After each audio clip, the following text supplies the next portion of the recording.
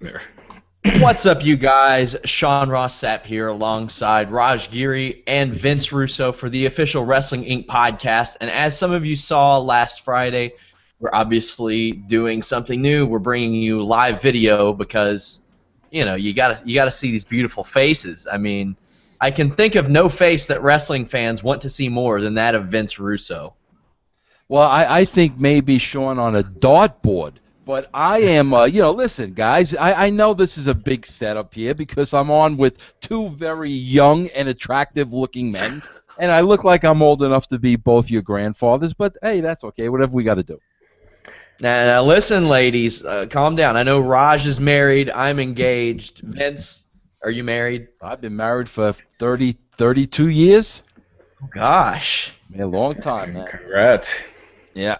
Well, my fiance knows I'm working with you. She's afraid I'm going to swerve her at the wedding. But anyway, we had Monday Night Raw tonight. Just one night after we saw another Brock conquer another famous streak, Raj's Denver Broncos conquered the streak of the Denver Patriots on the back of Brock Osweiler. But unfortunately, nothing that great happened tonight on Raw.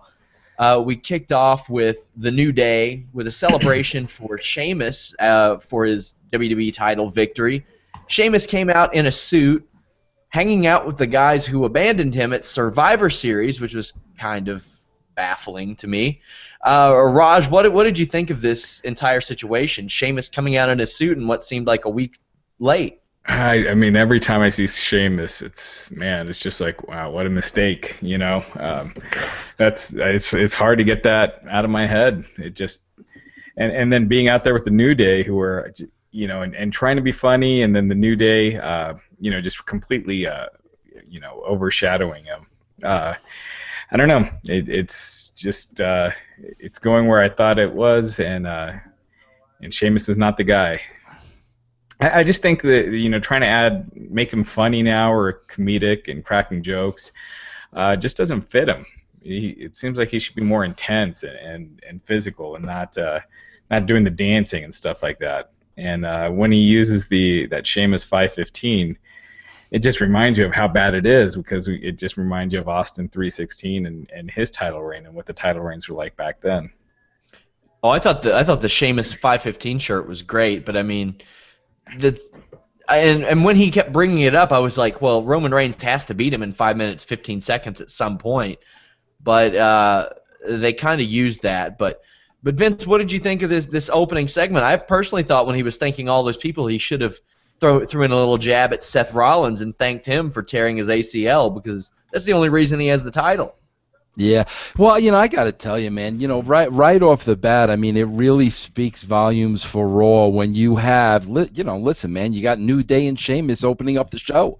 I mean, that's setting the stage for the next 3 hours. I had a conversation with somebody inside of the WWE last week, and they tried to state the case that, of course, Sheamus is just an interim champion and he's a placeholder, and it's like, I get all that, but it was almost like the person was telling me, I know it's bad, but it's only for a short period of time. Well, you know what? If you know it's bad, and if everybody knows it's bad, then 1 week is too long. You know what I mean? And, I agree with everything Raj said and what you said. And, opening up the show with a New Day and a Sheamus, it's just not the strongest way to start a show. Our next segment, well, I will say that I did enjoy the New Day desecrating the Pittsburgh Steelers' terrible towel. That was absolutely fantastic and 100% called for. The next segment was Roman Reigns backstage. He had stolen the belt. He showed up and attacked Sheamus, stole the belt. He ran into Triple H and Stephanie backstage, who said that Sheamus didn't want to wait until TLC. He wanted to face Roman Reigns tonight. But Roman Reigns had to beat Sheamus in under 5 minutes, 15 seconds, or else the Usos, well, the Usos hadn't earned their shot yet, but just to include this, the Usos would not get their tag title shot against New Day, and Dean Ambrose wouldn't get his Intercontinental title shot against Kevin Owens, who was completely absent from this show tonight. I did think that this added a little more a little more intrigue to the match. Vince, how did you feel about this added stipulation?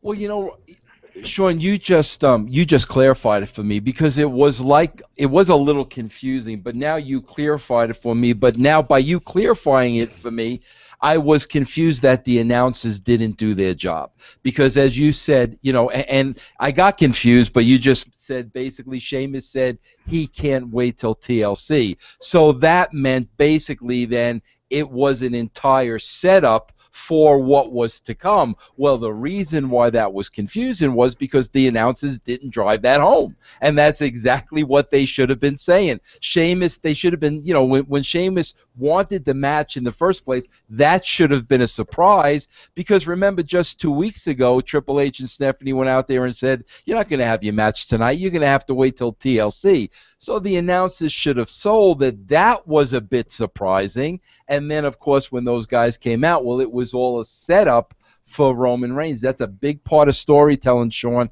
That's why he came across as a little confusing, because that was the piece that was missing. Yeah, and I thought it was a cool stip that they added at first, with Reigns and having to beat him in that time.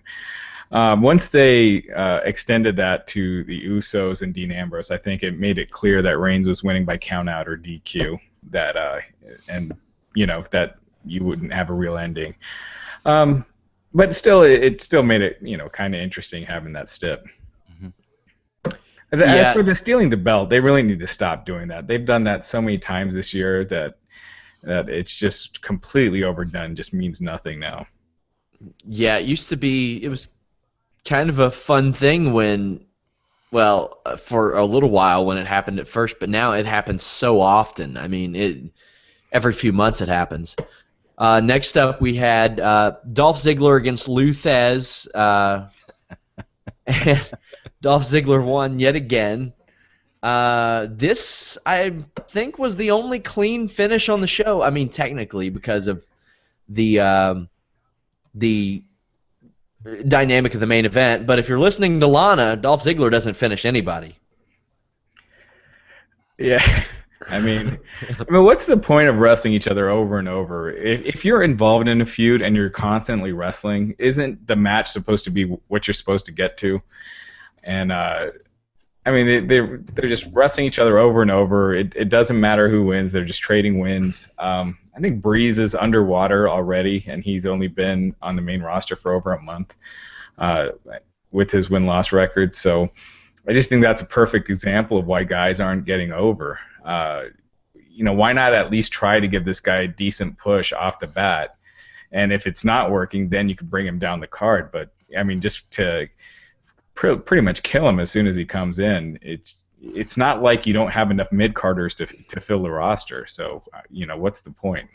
They cut his entrance, and that's most of his gimmick. Yeah. Vince. Yeah, no, it's what Rod says. The tit for tat, it doesn't get anybody over.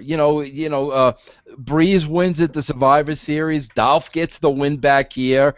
They're going tit for tat, and that gets nobody over. I wish they would just decide, who's the guy we want to get over here, and get the guy over that you want to get over. But again, it's like, all right, throw them out there. Let them have a good match. Breeze over this week. Ziggler over next week. Nobody's getting over in the process, and we're going to get into the show a little later, but by nobody getting over is when, you got to bring the Dreamers back, and you got to have Goldust there, and you got to have Flair there, and you got to do stuff like that because they're not getting their own people over, and here's a perfect reason why.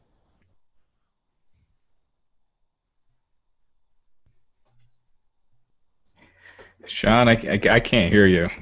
Sorry about that. I accidentally had it muted. I spoke with a writer once, and I don't want to out him at all or anything, but he said something that really stuck with me. He said that Vince McMahon would rather make $1 his own way than $1 million somebody else's way.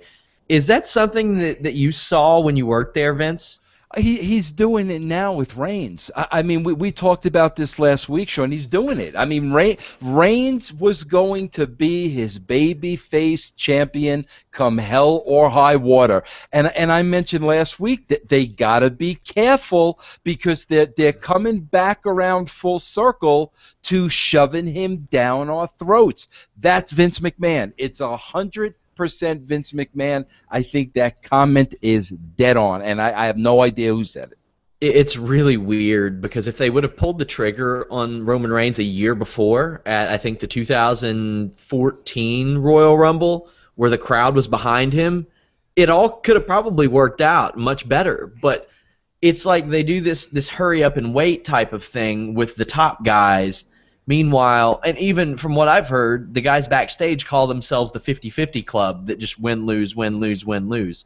Yeah. And this is another case of that. You have and I mean I pick on you and stuff about Tyler Breeze. He's a mid-carder at best. He really is.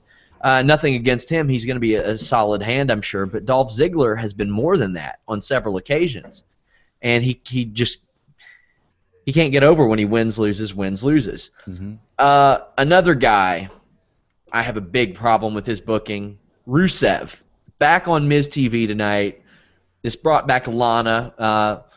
Rusev did the great jealous boyfriend type of thing, but then by the end of the segment, after Ryback came out and kind of stopped it all. By the way, he said that he didn't go all the way with Summer Rae, and Lana says she didn't go all the way with Dolph Ziggler, which got some funny "yes you did" chants from the crowd. Ryback came out and split that up, but Rusev accidentally hit the stairs, which hit Lana and caused him to get counted out because he was concerned. I guess WWE thinks they have enough top heels because now you have a lovesick puppy dog in Rusev, not the guy who looked like he could take on Brock Lesnar a year ago. We've talked about this countless times, Vince. Don't you think this was a real chance to reboot him with Lana coming back? Yeah, well, you know, Sean, here's what they did. They wanted to bring Lana back in the fold. You know, they obviously, I guess her wrist is better, whatever. They wanted to put her back on television, so they had to cover the TMZ story. So that's exactly what they did. They brought her back. They covered TMZ. Now Lana and Rusev are where they were 6 months ago with a heck of a lot less steam. Man, I wish they would have shot with this. This was the perfect opportunity where Lana, you know, like maybe they start off in character, then all of a sudden she blows the accent, and they start talking about all the heat they got on themselves because they got to get. If this was a perfect story to shoot with, it would have been so freaking interesting. But now, you know, again, they want to bring her back. We got to explain TMZ, and it was so lame and so weak. And the Ryback thing was so lame and so weak.